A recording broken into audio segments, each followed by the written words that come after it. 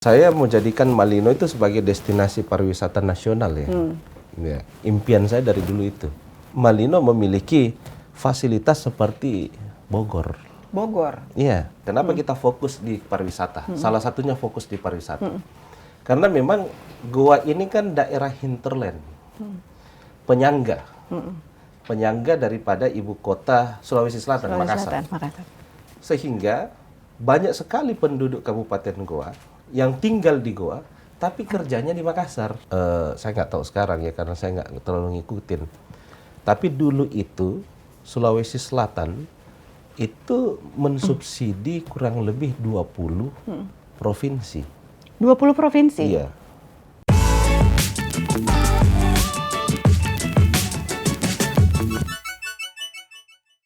Halo sahabat Kompas.com, selamat datang di program Nusaraya bersama saya Lina Suyut. Hari ini Nusaraya kedatangan Bupati Milenial yang jauh-jauh datang dari Goa, Sulawesi Selatan. Penasaran nggak sih dengan sosok milenial yang memimpin Goa hampir 2 periode? Bersama kita sudah hadir Bapak Adnan Purita Ihsan selaku Bupati Goa. Selamat datang Bapak. Terima kasih banyak. Gimana Pak program Apkasi kemarin Pak? Lancar ya Pak ya? Alhamdulillah, kemarin udah pembukaan. Dibuka oleh Pak Menteri Dalam Negeri, sekaligus Pak Menteri Pertanian juga hadir. Karena beliau kan sekaligus sebagai deklarator. Deklaratornya benar. Iya, yang mendirikan Apkasi, sehingga kita juga mengundang beliau untuk bisa hadir. Dan terlihat jelas kebangkitan ekonomi sudah berada di depan mata kita. Karena tahun lalu itu hanya 117 yang berpartisipasi. Itu juga karena ada pembatasan akibat COVID-19. Tapi tahun ini sudah naik 100% lebih. Karena 256 kabupaten yang berpartisipasi dalam Apkasi Otonomi Expo. Dengan program yang diusung, terus kemudian juga kita melihat ya Bapak selaku Sekjen ya Pak ya, 2021 hingga 2026. Dan kita juga melihat kepemimpinan di Apkasi tersendiri ini juga banyak dihuni atau dipimpin oleh pemuda-pemuda Pak. Pak Sutan, Bapak. Ini memang apakah sudah bergerak menuju ke milenial? Atau memang ada sesuatu yang kedepannya itu pemimpin untuk Apkasi itu digolongkan ke milenial semua Pak? Kalau kita di Apkasi kita kombinasikan. Kombinasi ya Pak? Bendum masuk dalam Gen X. Gen X. Kalau kami ini masuk milenial kan gitu. Tapi memang 70% pengurus Dewan Pengurus Apkasi itu adalah milenial. Kenapa? Kalau kita membaca data BPS, Badan Pusat Statistik, itu BPS merilis 63% penduduk Indonesia saat ini itu milenial, Gen Z dan post Gen Z. Jadi sisanya itu sisa Gen X dan juga baby boomer. Oleh karena itu, ya kita harus menyesuaikan dengan perkembangan zaman yang ada. Kita juga harus tahu siapa yang harus kita layani.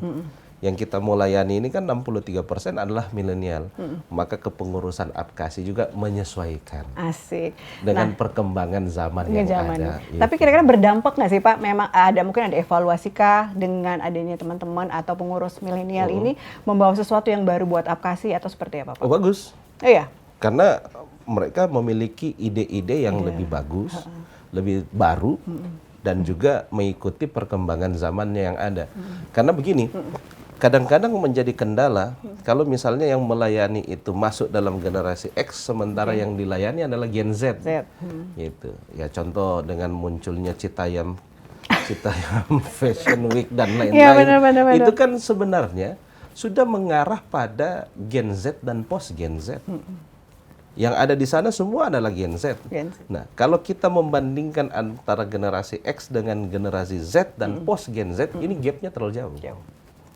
Makanya secara bertahap juga kita harus melakukan hal yang sama, menyesuaikan agar pelayanannya ke depan bisa lebih baik. Amin Pak. Nah ngobrol masalah milenial nih Pak ya, karena kan Bapak menjadi bupati nih Pak, bupati muda di Sulawesi Selatan. Ya, usia 23 tahun legislatif ya Pak ya, 2 periode ya Pak. Berarti kalau sekarang ini Bapak nih 2 tahun legislatif, mau menjelang periode selanjutnya, usia kalau nggak salah 36 ya? Sekarang 36 ya, masih tampak 26 ya? Oh iya Pak, silakan Pak. Nah ini tuh Pak, ini kan menjadi satu ini juga ya Pak, adorable juga, role model juga buat beberapa yang mungkin bisa menjadi, oh ternyata memang nggak hanya wirausaha ataupun Bupati ini menjadi karir yang menjanjikan. Ini apakah salah satu role Bapak sebelumnya atau memang Bapak sudah dididik untuk, karena kan kita tahu Bapak kan di keluarganya. Kalau saya kan itu memang lahir di keluarga politik. Dan pemerintahan memang. Jadi boleh dikatakan sarapan paginya itu udah politik dan pemerintahan. Jadi lingkungan saya memang sudah politik dan juga pemerintahan. Benar, Pak. Sehingga mau tidak mau saya juga mengarah ke arah situ.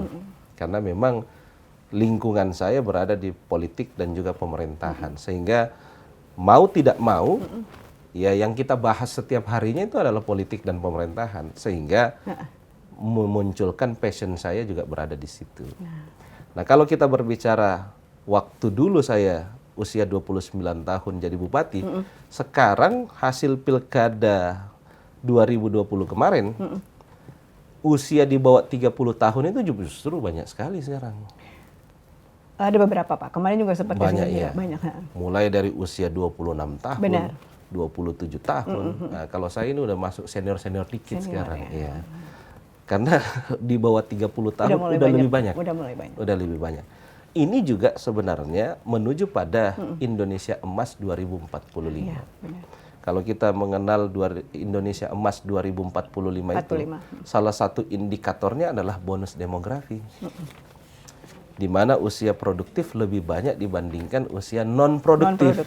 Nah, tanda-tanda bonus demografi itu udah kelihatan dari sekarang. Iya, benar Pak. Gitu. Nah, passion seperti ini kan ada juga yang mungkin diamini dengan oleh beberapa kaula muda ya Pak. Nah, gimana cara Bapak ini juga kira-kira memupuk agar kaula muda yang ada di Sulawesi Selatan ini mencoba mengikuti passion Bapak kah, atau mungkin di segala bidang Pak, karena kan UMKM juga kan sekarang menjanjikan Pak. Nah, kira-kira Bapak untuk menjaga stabilitas anak-anak muda sekarang terutama di Sulawesi Selatan, ada program khusus, ada mungkin yang kira-kira Bapak stimulus di Sulawesi Selatan Pak? Nah, kalau berbicara anak muda yang sekarang mengikuti yang dia idolakan boleh, tapi sebisa mungkin menjadi dirinya sendiri. Jangan copy paste antara idola dengan dirinya, karena belum tentu karakternya sama. Belum tentu juga situasi yang ada di tempatnya itu juga sama. Jadi kalau mengidolakan seseorang boleh, tapi sebisa mungkin menjadi diri sendiri. Nah, kita mendorong anak-anak muda yang ada sekarang seusia saya maupun adik-adik yang berada di bawah saya. Kita mendorong untuk mereka bisa menjadi lebih bermanfaat, lebih berguna, berusaha sendiri, secara mandiri, sehingga memiliki kekuatan ekonomi yang mandiri dan mampu berdaya saing. Kalau kita berbicara UMKM, ini menjadi bagian yang paling terpenting. Karena dengan masifnya UMKM terbuka di setiap desa, kelurahan, kecamatan, maka itu pasti akan memunculkan usaha-usaha baru. Nah, setiap memunculkan usaha-usaha baru, maka itu pasti berkorelasi dengan pembukaan lapangan pekerjaan. Baru. Di tengah situasi krisis akibat pandemi COVID-19, ini banyak sekali saudara-saudara kita yang kehilangan pekerjaan. Banyak kehilangan pendapatan. Dengan kita mendorong UMKM ini untuk bisa tumbuh berkembang dengan baik, maka akan memunculkan usaha baru. Sehingga nanti pembukaan lapangan pekerjaan terbuka seluas-luasnya.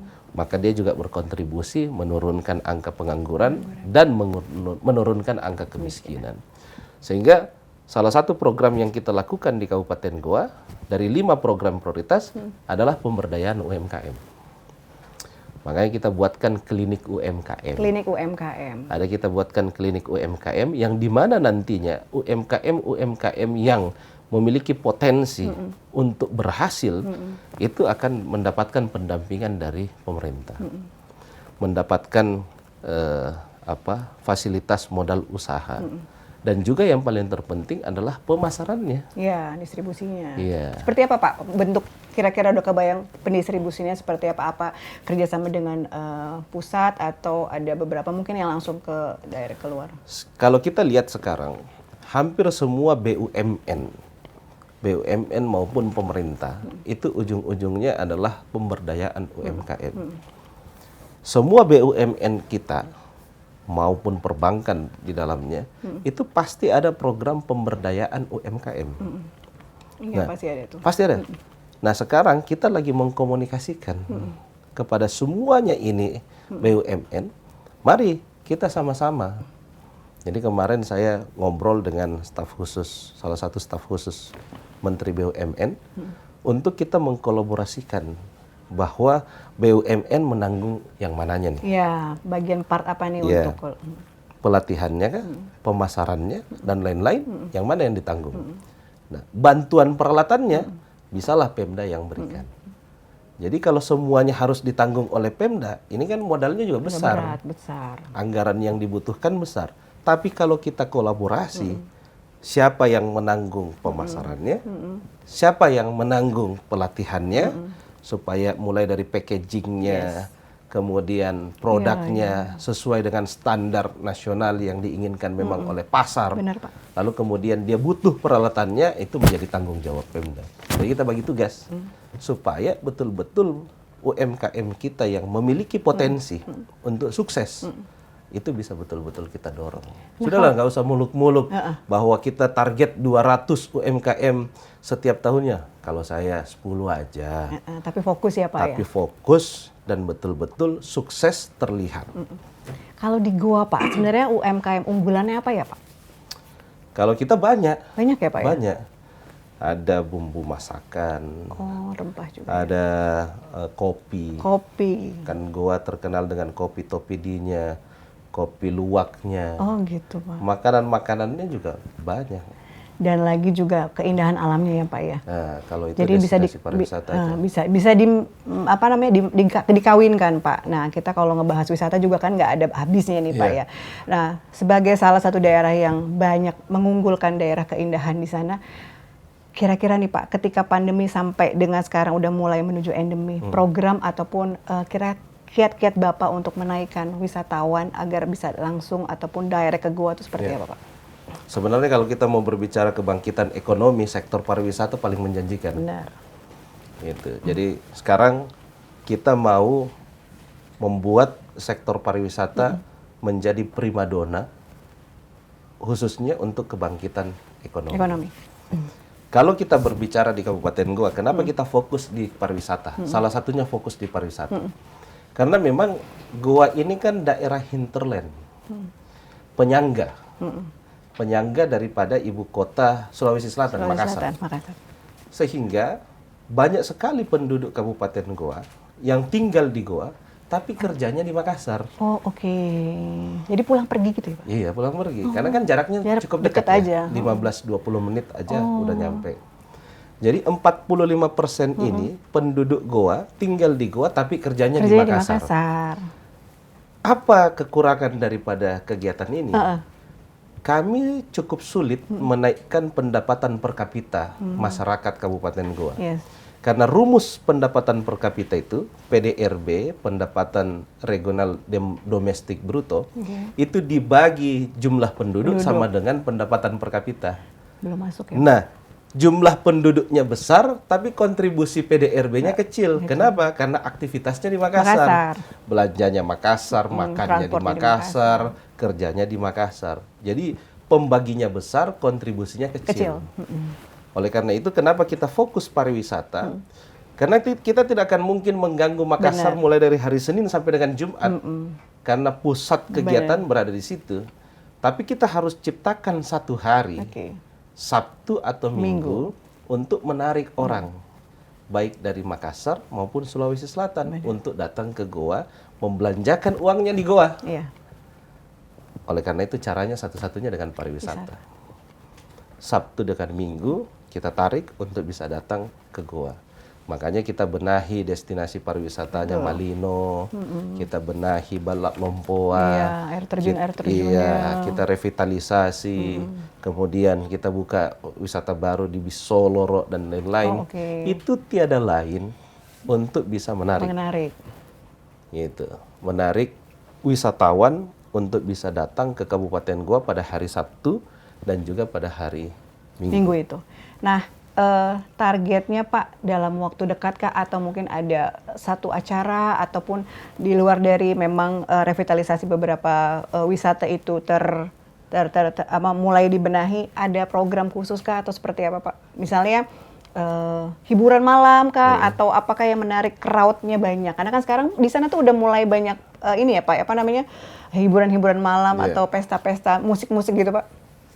Kalau kita sih lebih kepada event. Event. Kalau kita namakan dengan Beautiful Malino. Oh, Malino ya Pak. Jadi kita memang itu Beautiful Malino untuk menarik wisatawan untuk datang ke Malino. Kemudian membuat acara di sana, baik festival musiknya, festival kulinernya, festival budayanya, festival bunganya, dan lain-lain. Itu kita satukan dalam 3 hari. Jadi kegiatannya 3 hari. Dijadikan satu malam? Enggak, kegiatannya 3 hari berturut-turut. Oh, Jumat, Sabtu, Minggu gitu ya Pak? Jumat, Sabtu, Minggu. Supaya semuanya datang ke Malino, terjadi akselerasi ekonomi di Malino tersebut.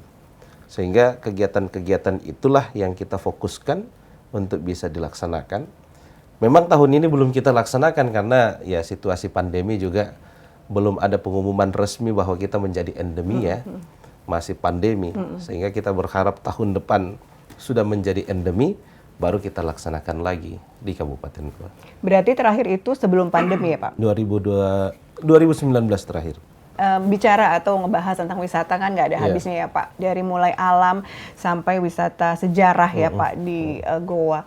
Nah, kalau pelestarian Bapak untuk tetap menjaga sejarah di Goa itu seperti apa Pak? Karena kita tahu juga kan di Asia Afrika menjadi salah satu tokoh ya Pak, kalau nggak salah tuh saya lupa namanya Pak. Nah, kira-kira dari bentuk penjagaan pelestarian wisata sendiri Bapak melakukan strategi seperti apa? Iya. Kalau pusat sejarahnya itu di Kabupaten Goa ada namanya Balak Lompoa. Balak Lompoa. Jadi di situ menceritakan dari Goa masa ke masa. Goa Kabupaten Goa masa ke masa. Dulu kan Kabupaten Goa adalah kerajaan. Kerajaan kemudian berubah menjadi pemerintahan. Pahlawan nasionalnya, sekarang Kabupaten Goa memiliki 3 pahlawan nasional. Yang pertama Sultan Hasanuddin, yang kedua Syekh Yusuf, yang menjadi pahlawan di 2 negara, Indonesia dan juga Afrika Selatan, Cape Town. Dan yang ketiga adalah Karaim Patingan Loang. Ini sekarang sudah menjadi pahlawan nasional. Jadi Kabupaten Goa itu memiliki 3 pahlawan nasional. Sehingga sejarah-sejarah itu kita susun rapi di Balak Lompoa. Udah tersusun rapi ya Pak ya? Istana Tamalate. Makanya kemarin tahun lalu pemerintah Kabupaten Goa melakukan revitalisasi. Revitalisasi Balak Lompoa untuk bisa sekali lagi menarik wisatawan untuk bisa datang ke Kabupaten Goa. Sekarang sudah sangat ramai karena kalau orang mau foto, memakai baju ada. Oh ada disiapin Pak? Makassar disiapin semua di situ. Instagramable juga ya Pak ya? Rata-rata kan fotonya di Balak Lompoa situ. Saya harus kesana. Jadi disiapkan sarungnya, bajunya, songkoknya dan lain-lain. Disewakan di sana Pak? Ya. Ini melibatkan SDM milenial juga kah Pak, atau memang masuk ke dalam kepengurusan dinas pendidikan atau itu kan wisata? Berada di bawah Dinas Pariwisata. Kita kerjasama dengan DKG, Dewan Kesenian Goa. Nah, di Dewan Kesenian Goa itu menghimpun semua sanggar-sanggar yang ada di Kabupaten Goa, sehingga itu kerjasamanya, sehingga nanti ke depan kita berharap setiap hari ada ditampilkan kesenian khas Kabupaten Goa di Balak Lompoa itu, supaya bisa menarik wisatawan untuk bisa datang ke Balak Lompoa. Mungkin dibikin jadwal kali ya Pak, yang tadi Sabtu Minggu itu tadi ya Pak ya. Senin apa, hari Selasa apa, hari Rabu apa, sampai dengan hari Minggu apa, kita berharap setiap hari. Iya benar-benar. Bahkan saya bilang, kalau perlu latihan menarinya juga di situ. Di situ, benar. Latihan pertunjukan apa dan lain-lain, pemukulan gendangnya apa dan segala macam di situ aja, supaya orang yang datang ke Balak Lompoa sekaligus melihat. Paling tidak kan awalnya melihat, akhirnya penasaran cari tahu, akhirnya menjadi tahu. Mencoba juga. Nah, nggak ada habisnya juga ngebahas tentang SDM Pak. Kalau boleh tahu nih Pak, di membahas tentang SDM dengan pendidikan yang diterapkan di Goa, program-program yang kira-kira memang berhasil atau Bapak unggulkan sendiri Pak untuk Goa sendiri Pak? Kalau program prioritas pemerintah Kabupaten Goa itu yang pertama memang pendidikan. Pendidikan ya Pak? Iya, karena kita memang perlu sepemahaman bahwa sumber daya manusia lah yang menjadi kekuatan daerah maupun negara.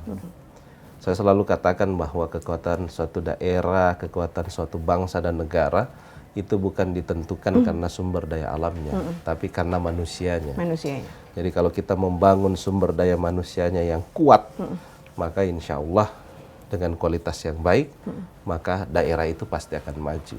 Amin. Cuman memang berbicara investasi pendidikan itu butuh waktu yang cukup lama. Kita nggak bisa menyandingkan antara investasi pendidikan dengan investasi infrastruktur. Yes. Membangun infrastruktur bisa selesai dalam waktu 1-2 tahun. Hasilnya terlihat dan bisa dirasakan oleh seluruh lapisan masyarakat yang ada. Tapi kalau pendidikan butuh waktu yang lama. Indikatornya panjang, 15 sampai dengan 20 tahun. Tapi minimal investasi yang kita lakukan hari ini itu untuk kehidupan anak cucu dan keponakan kita. Makanya dari sekian banyak program pendidikan yang kita lakukan, sekarang kita baru luncurkan program 1 sarjana 1 desa. 1 sarjana 1 desa. Iya, 1 sarjana 1 desa. Sebenarnya ini juga program kolaborasi. Kolaborasi dengan seluruh kepala desa dan lurah. Kenapa? Karena sekarang desa itu kan ada dana desa. Dana desa. Iya. Dana desa itu bisa dipakai untuk 2. Satu untuk pertumbuhan ekonomi, yang kedua adalah peningkatan sumber daya manusia. Dalam komponen dana desa ada untuk pendidikan, tapi selama ini dipakai untuk infrastruktur pendidikan. Maka kita arahkan para kepala desa. Saya hanya minta 20 juta saja per tahun. Untuk dialihkan menjadi beasiswa 1 tahun. pendidikan. Jadi kita kolaborasinya, anak-anak berprestasi Kabupaten Goa yang mau berkuliah di universitas terbaik di Indonesia, di luar Sulawesi Selatan, itu dibiayai memakai dana kabupaten. Pakai dana kabupaten dengan dana desa itu ya Pak ya? Tapi kalau anak-anak berprestasi yang mau berkuliah di Makassar saja, Makassar aja? itu memakai dana desa dan juga dana kelurahan. Oh gitu. Nah, 20 juta itu kan sudah bisa membiayai 2 orang. 2 orang. Untuk 2 semester 1 tahun. Jadi kalau 2 orang dikali Kabupaten Goa itu 167 desa dan kelurahan, berarti ada 334 anak-anak berprestasi yang kita kuliahkan. Yang selama ini SDM-nya bagus, tapi nggak punya biaya. Maka kita kolaborasikan. Wow, keren. Supaya kita berharap ke depan SDM Kabupaten Goa memiliki SDM yang berkualitas dan unggul. Dan itu orang tuanya yang harus berkediaman di Goa, Pak? Harus. Dan harus dapat keterangan bahwa dia orang tidak mampu. Tidak mampu dan berprestasi bisa? Berprestasi. Itu baru dibiayai oleh dana desa dan dana kelurahannya. Jadi karena kalau semuanya dibiayai oleh kabupaten ini berat juga kan? Berat lah Pak. Anggarannya sudah pandemi COVID seperti refocusing, segala macam. Refocusing dan lain-lain. Kalau semuanya kita harus biayai, kita nggak mampu untuk membiayainya.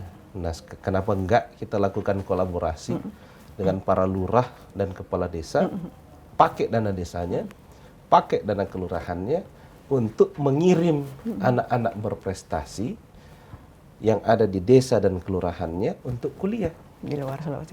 Nah, ada kita kasih minimal 2 orang. Tapi kalau mereka mau membiayai lebih dari 2 orang, ya silakan saja. Ada ketentuan nggak Pak setelah selesai masa sekolah harus mengabdi di Goa atau bisa di mana? Kalau kabupaten nggak? Nggak ya? Iya.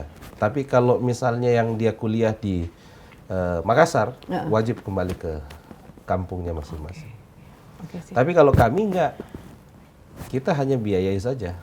Kalau dia mau pulang ke Kabupaten Goa, kalau memang sesuai keilmuannya memang tersedia di Kabupaten Goa, silakan. Tapi kalau misalnya dia mengambil misalnya pertambangan, kita nggak punya tambang. Iya. Ngapain kembali ke Kabupaten Goa? Dipaksa-paksain juga ya Pak ya. Cari aja daerah yang memang memiliki tambang yang dia bisa mengimplementasikan ilmunya di tempat situ. Nah, jadi memang sekilas nih udah kebayang gua seperti apa ya Pak ya. Tapi yang menjadi tadi highlight itu karena gua ini sepertinya menghasilkan banyak sekali bidang pangan dan hortikultura ya Pak ya. Jadi kesiapan untuk menghadapi multi change untuk IKN itu sepertinya siap sekali ya Pak ya. Kalau gua siap. Siap ya Pak. Jadi akan ada. Selama ini pangannya Makassar sangat disuplai dari Kabupaten Goa. Dan berarti memungkinkan juga ke IKN, Pak? Sangat memungkinkan. Karena dulu, saya nggak tahu sekarang ya, karena saya nggak terlalu ngikutin. Tapi dulu itu, Sulawesi Selatan itu mensubsidi kurang lebih 20 provinsi. 20 provinsi? Iya, dulu. Makanya dulu, waktu Pak Sahrul masih gubernur, itu programnya overstock 2 juta ton beras, overstock 2 juta ton jagung, dan lain-lain. Itu untuk mensuplai beberapa provinsi di Indonesia. Kurang lebih ada 20 provinsi yang diberi makan dari Sulawesi Selatan.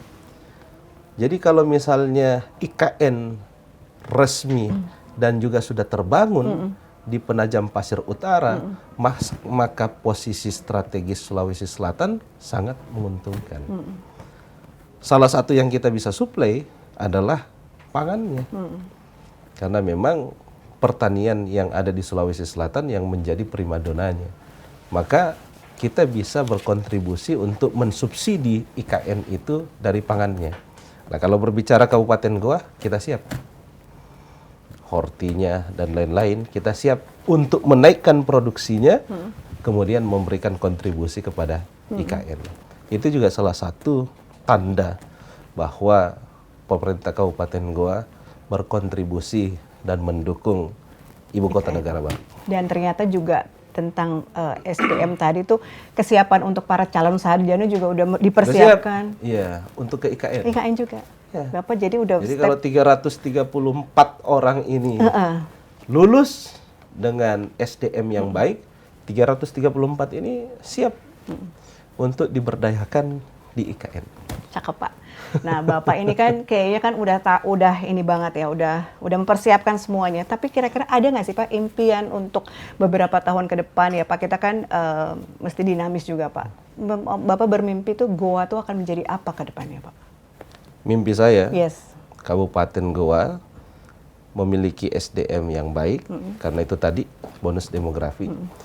Jadi menghadapi atau menyambut bonus demografi ini kita berharap SDM-nya unggul. SDM unggul. Karena bisa menjadi bencana demografi kalau misalnya usia produktif ini tidak memiliki sumber daya manusia yang baik. Nah, kita mau SDM Kabupaten Goa itu ke depan lebih bagus, lebih unggul, lebih berkualitas. Sehingga dengan dia maju, unggul, dan berkualitas, kita berharap dia akan membawa kabupatennya sendiri menjadi lebih baik, maju, dan sejahtera. Itu Pak. Kira-kira nih Pak nih, ini kan mengenai SDM juga. Terus kemudian mimpi Goa itu ke depan seperti yang tadi Bapak ini. Wisata Pak, kalau misalnya Bapak juga berharap wisata ini juga bisa mumpuni dan bisa menjadi penopang PAD di Goa. Bapak ingin wisatanya itu mungkin saya bercita-cita menjadi next superior destination atau seperti apa Pak? Yang kira-kira mungkin belum bisa kita create Pak. Kadang kan pasti anak sekarang kan hidden gem-nya tuh seperti apa sih? Nah Bapak gimana nih Pak konsep wisatanya Pak? Saya mau jadikan Malino itu sebagai destinasi pariwisata nasional ya. Ya. Impian saya dari dulu itu. Salah satu menjadikan Malino sebagai destinasi pariwisata nasional. Nah, yang saya inginkan itu ke depan Malino memiliki fasilitas seperti Bogor. Bogor? Iya. Kabupaten Bogor kan? Iya. Ada taman safarinya, ada kebun rayanya, dan lain-lain. Sehingga orang kalau mau ke taman safari, orang kalau mau ke kebun raya, untuk Indonesia bagian timur, ya nggak usah jauh-jauh lah ke Jakarta, ke Bogor, dan lain-lain. Cukup datang ke Kabupaten Goa saja, insya Allah sama dengan yang ada di Bogor kan gitu. Nah berarti kan ini itu impian saya. Impian Bapak. Nah sangat berharap terjadi ataupun banyak calon investor masuk berarti ya Pak ya? Iya. Nah, sekarang sudah mulai. Sudah mulai Pak? Iya. Di bidang apa Pak?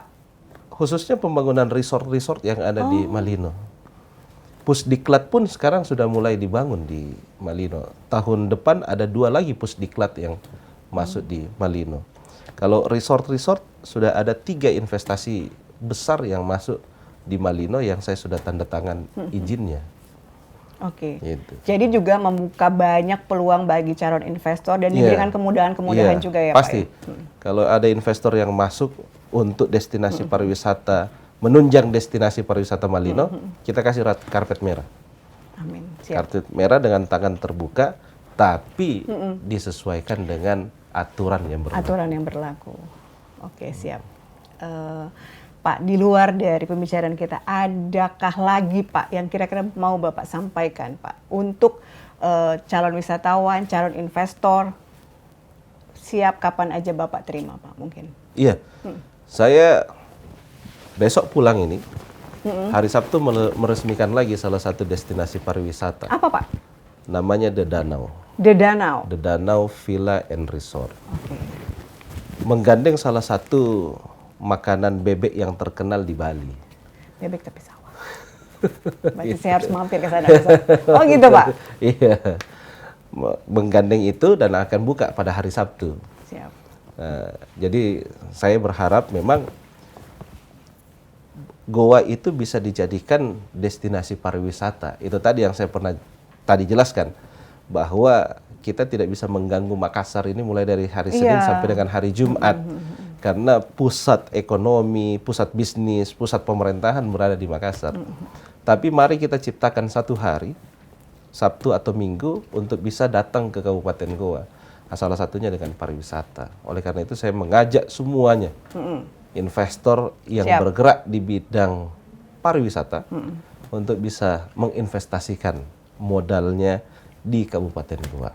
Siap. Insya Allah pemerintahnya dengan tangan terbuka akan memberikan karpet merah kepada siapapun investor yang mau datang, tapi kita tetap menyesuaikan dengan aturan dan ketentuan yang ada. Tapi insya Allah dipercepat. Intinya pelayanannya lebih cepat. Diberikan spesial prosedur ya Pak Iya, ya? Selama sesuai dengan ketentuan lagi Pak. Pokoknya kita percepat, yang penting tidak melanggar aturan. Siap Pak. Oke Pak Adnan, terima kasih waktunya ya Pak. Terima kasih sudah sowan di kita. Terima kasih atas kehadirannya. Demikianlah obrolan kita bersama dengan Bapak Adnan Purija selaku Bupati Goa di Nusa Raya kali ini. Jangan lupa tonton terus Nusa Raya di YouTube kompas.com. Klik subscribe dan jangan lupa juga untuk nyalakan lonceng notifikasinya.